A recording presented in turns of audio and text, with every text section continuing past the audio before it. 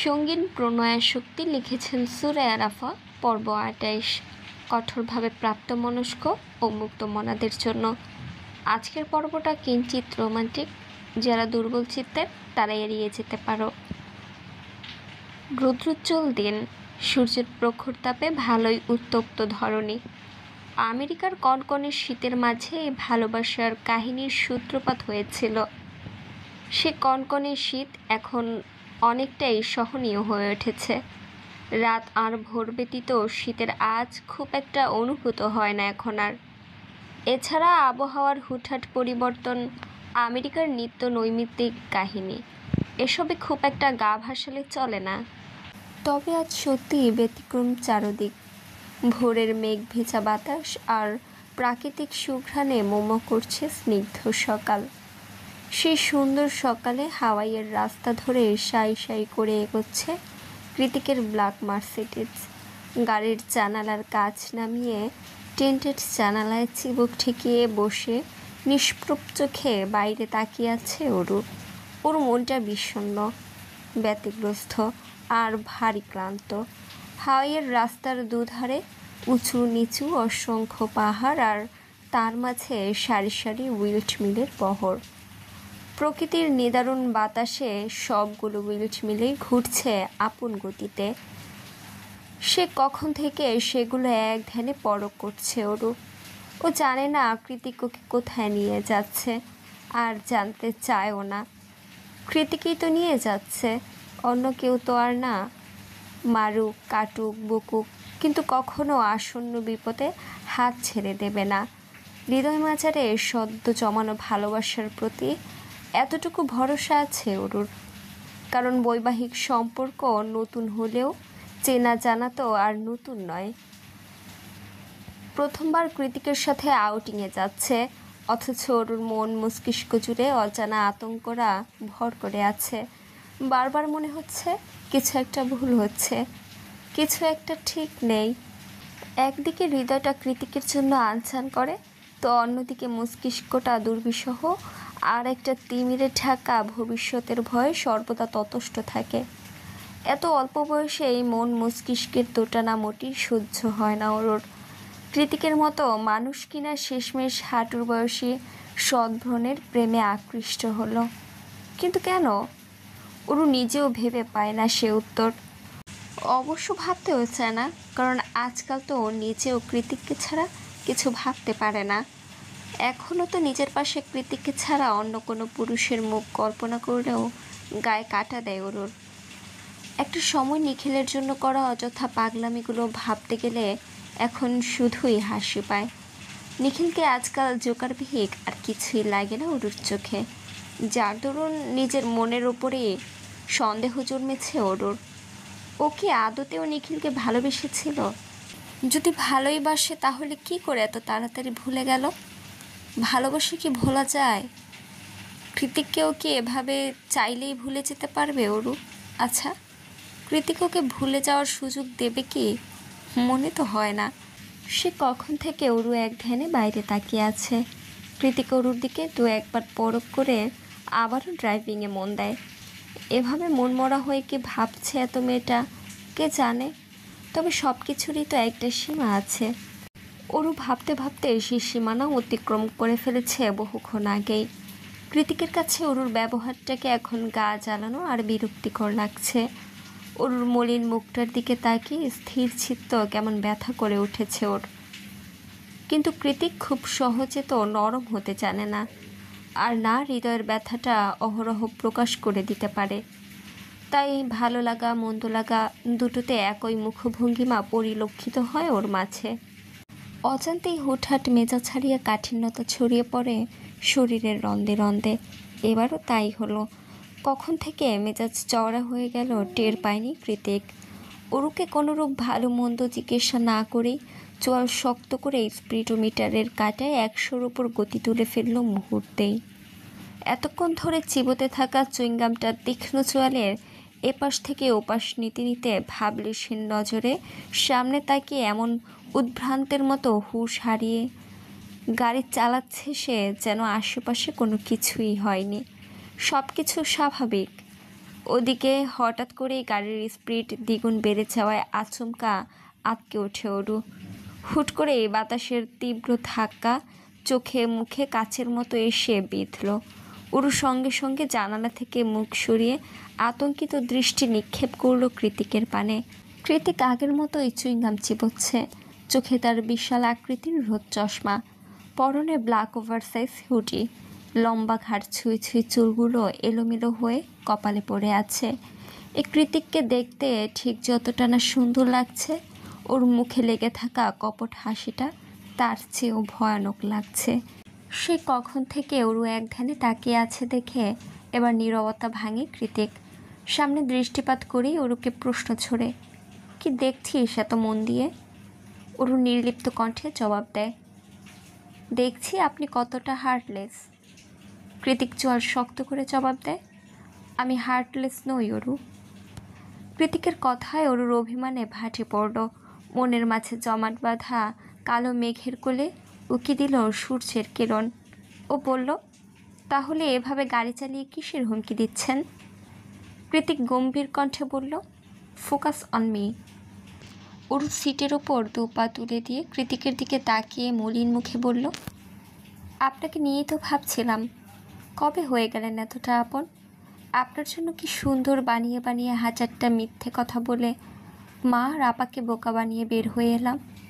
আমি সত্যিই পাল্টে গিয়েছি। অরুর এরূপ প্রতি উত্তরের সাথে সাথে স্পিডোমিটারের গতি সহসাই ধীর হয়ে এলো। সানগ্লাসের আড়ালে আগ্নেয়গিরির লাভার মতো জ্বলন্ত চোখ দুটো মুহূর্তের শান্তরূপ ধারণ করল কৃতিকের। কৃতিক চুপ হয়ে আছে দেখে অরু পুনরায় বলল, না আপনাকে আমি হৃদয় থেকে মুছে দিতে পারছি, আর না আপনাকে নিয়ে সুন্দর বৈবাহিক স্বপ্ন দেখতে পারছি। শুধু মনে হচ্ছে আপনি ছাড়া আজকাল আমি অচল। আপনাকে আমার প্রয়োজন, নয়তো বুকের ভেতরটা হরহামেশাই পড়ে যায়। এ কেমন দহন? আমি কি প্রেমে পড়েছি আপনার? অরুর শেষ কথাটাতে গাড়িটা এবার পুরোপুরি থামিয়ে দিল কৃতিক। হুট করে গাড়ির ব্রেক কষানোতে অরু একটু হুড়মুড়িয়ে উঠল, কিন্তু কৃতিক ওকে পড়ে যাওয়ার বিন্দুমাত্র সুযোগ না দিয়ে টান মেরে নিয়ে এসে নিজের কোলের উপর বসালো। অকস্মাৎ ঘটনার প্রবাহে অরু নিজেও ভ্যাবাচাকা খেয়ে চোখের পলক ফেলতে লাগলো বারবার। নিজেকে সামলানোর জন্য কৃতিকের হুডি খামচে ধরে অস্ফুট সুরে বলল, গাড়ি থামালেন কেন হঠাৎ? এসে গিয়েছি বুঝি? কৃতিক অরুর পিঠের দিকে হালকা ধাক্কা দিয়ে নিচের দিকে টেনে এনে বলল, এতটা দুর্বল করে দেওয়ার কি মানে অরু? তুই কি চাস আমি গাড়ি চালাতে না পেরে অ্যাক্সিডেন্ট করে মরে যাই? অরু বিস্মিত কণ্ঠে বলল, এসব কি বলছেন? নয়তো এসব বলে কেন দুর্বলতা বাড়াচ্ছিস? নিজেকে কন্ট্রোল করতে না পারলে আমি কিন্তু গাড়িতেই তোকে। কিছু একটা ভেবে থেমে গেল কৃতিক। অন্তঃপর শুকনো ঢোক গিলে ওর ছোট্ট ছোট্ট বেবি হেয়ারগুলো কানের পেছনে গুজে দিতে দিতে নরম সুরে বলল, I feel your pain Aru.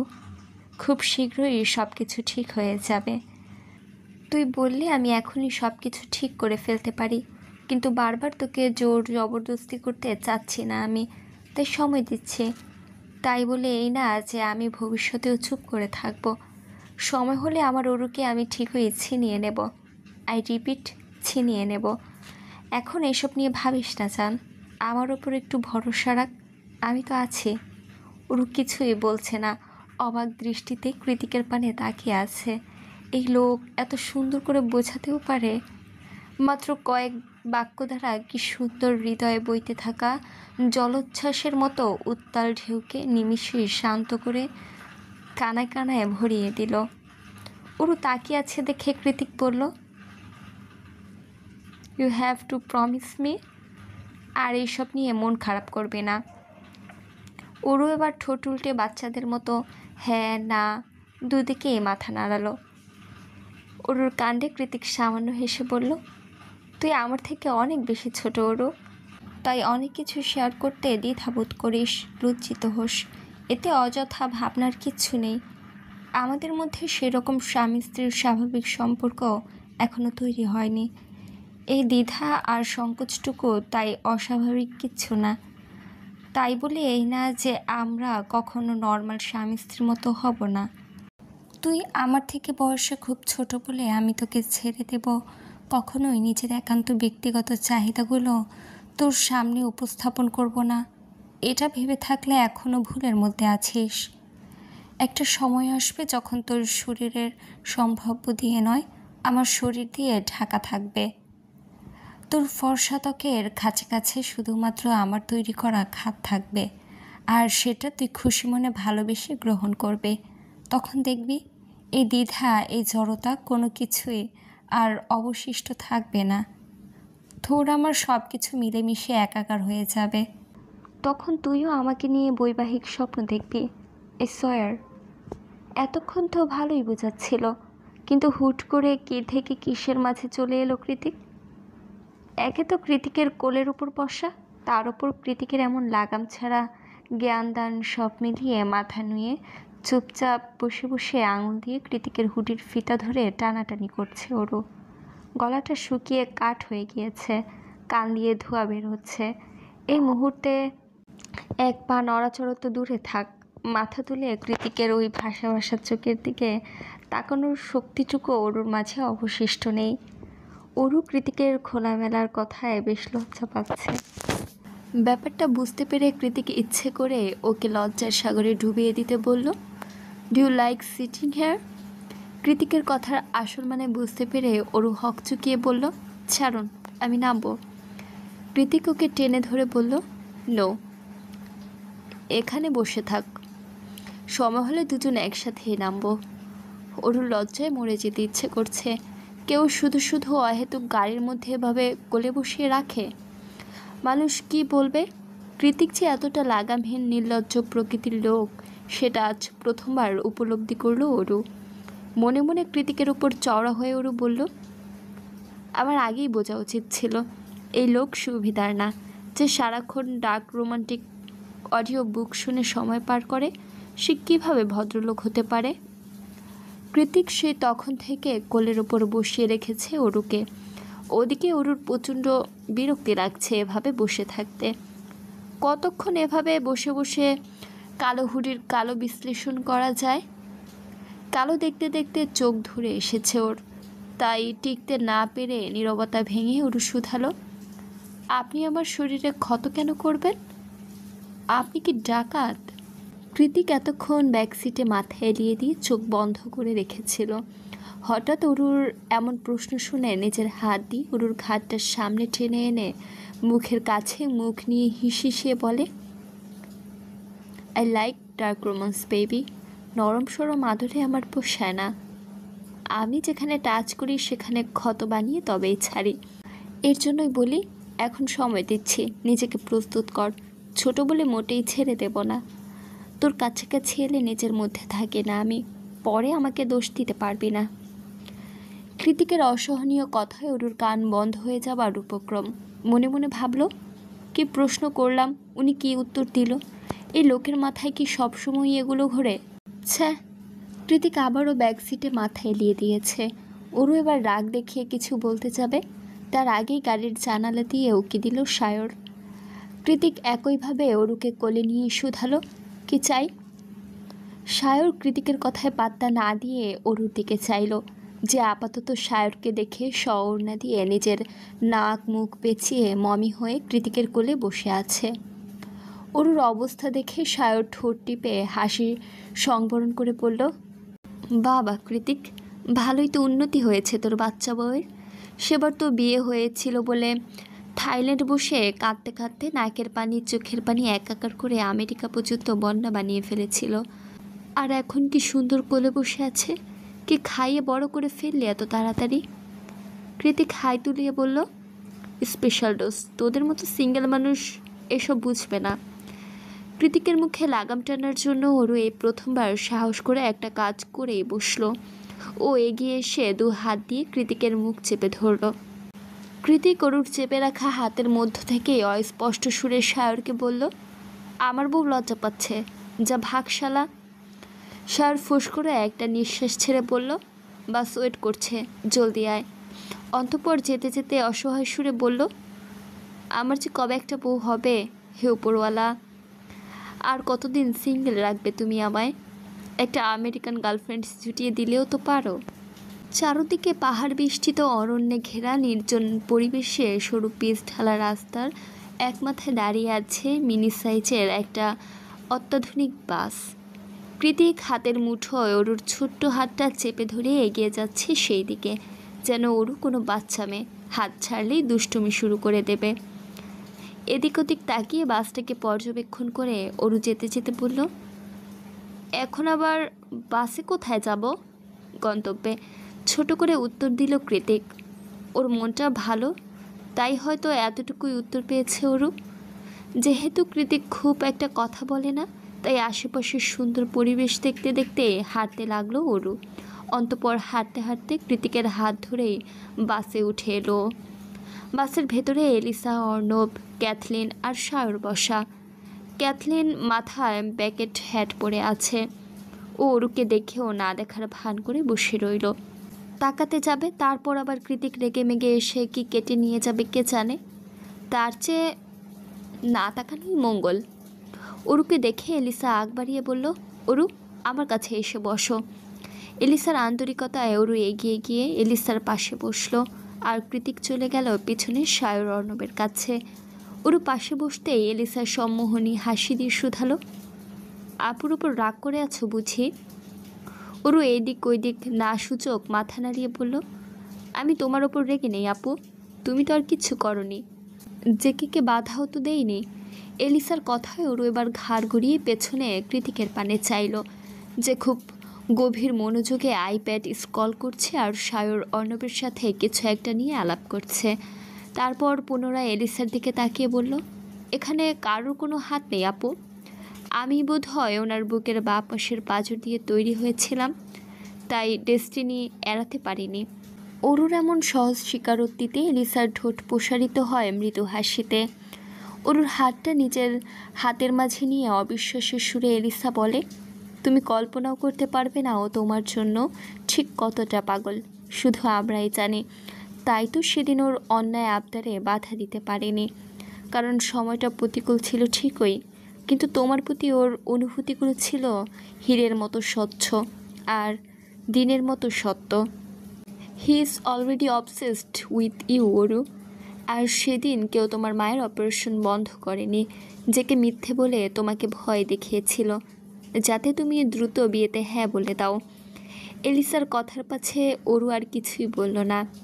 আজ ওর সামনে নতুন করে কৃতিকের আরও একখানা রহস্য খোলাসা হলো।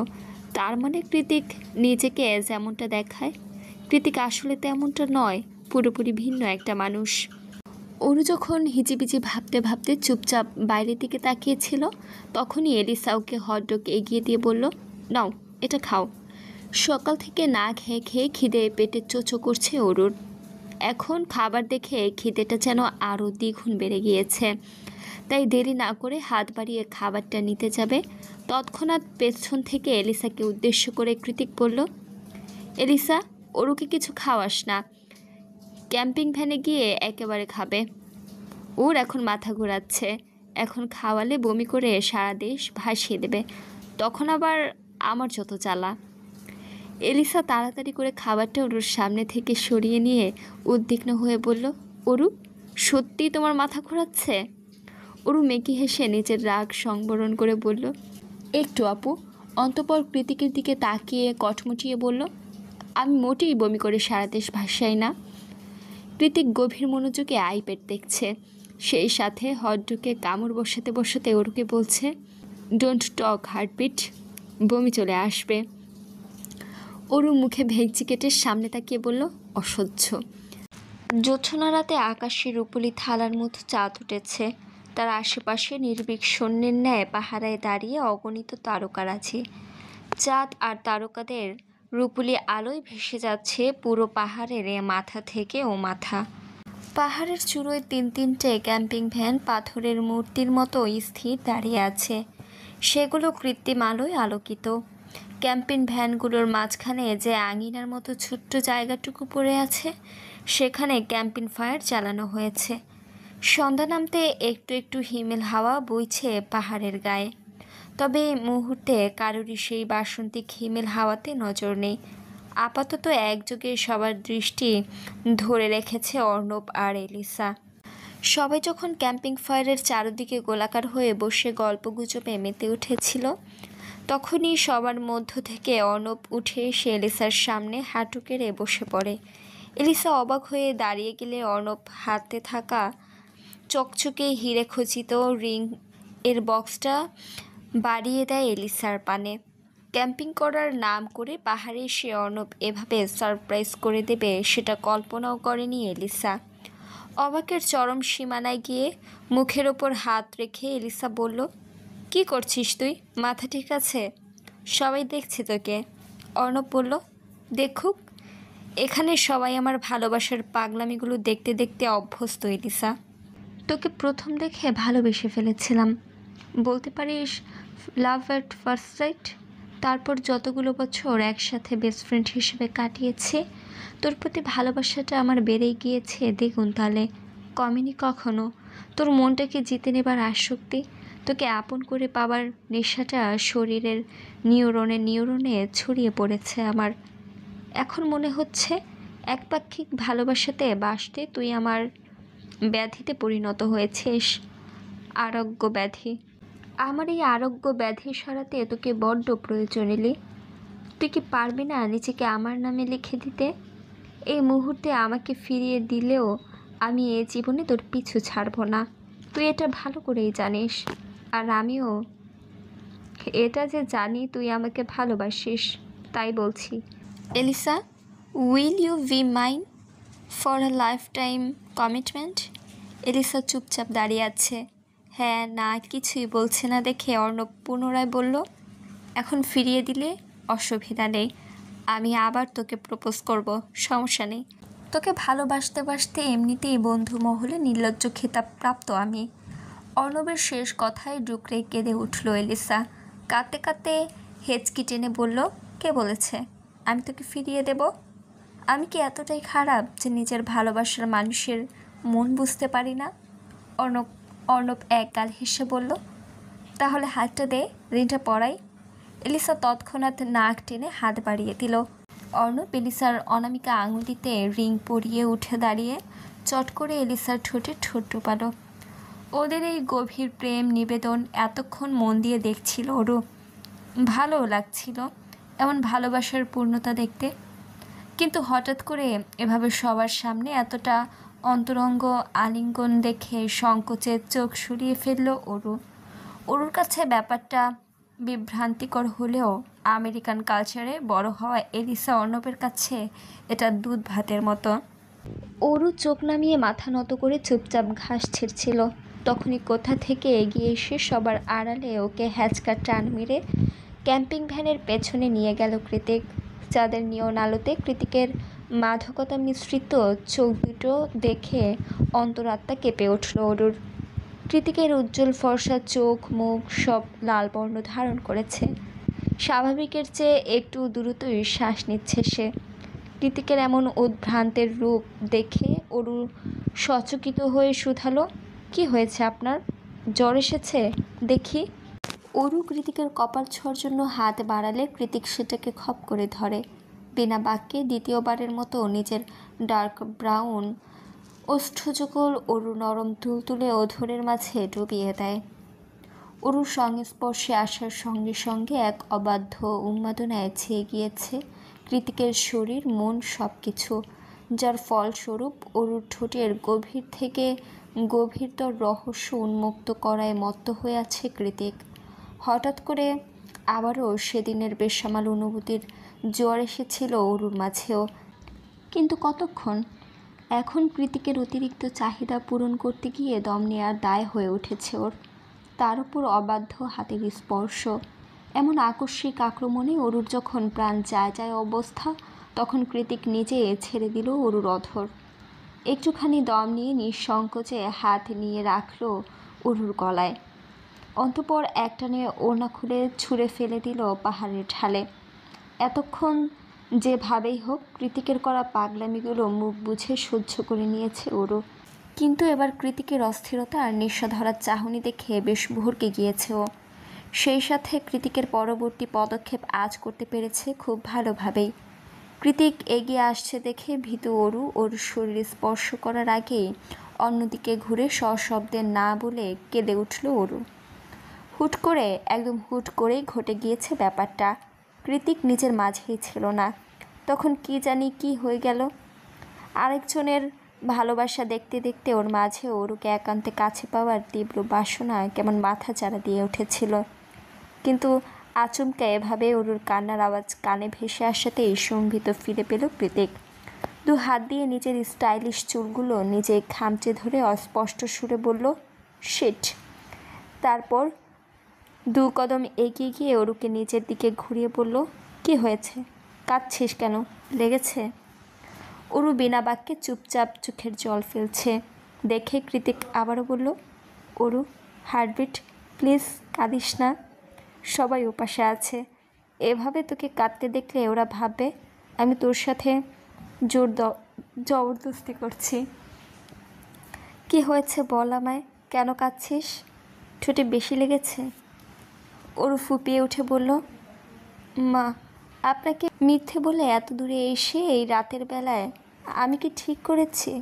মা যদি একবার বুঝে ফেলে আমি মিথ্যে কথা বলেছি, তাহলে আমাকে এমনভাবে কৌশলে আটকে ফেলবে যে আমি আর বাইরের জগতের মুখটাও দেখতে পারবো না। আর আপনাকে তো নাই। ওর কথায় কৃতিক খানিকক্ষণ চুপ করে রইল। তারপর গভীর কণ্ঠে শুধালো, তুই আমাকে চাস কি না? অরুর পুরো মস্তিষ্ক এলোমেলো ভাবনায় ছেয়ে আছে। এই সময় এমন একটা প্রশ্নের কি মানে হয় বুঝে উঠতে পারল না অরু। অরু চুপ হয়ে আছে দেখে কৃতিক পুনরায় এ প্রশ্ন করল, তুই আমাকে চাস কি না? কি বলছেন? অরুকে মাঝখানে থামিয়ে দিয়ে অরু আবারও বলল, হ্যাঁ অথবা না, আর এর বাইরে একটা টু শব্দ শুনতে চাই না। অরু দেখল কৃতিকের একটু আগের সে আবেগপূর্ণ প্রেম চেহারাটা হুট করেই কোথাও গায়েব হয়ে গিয়েছে।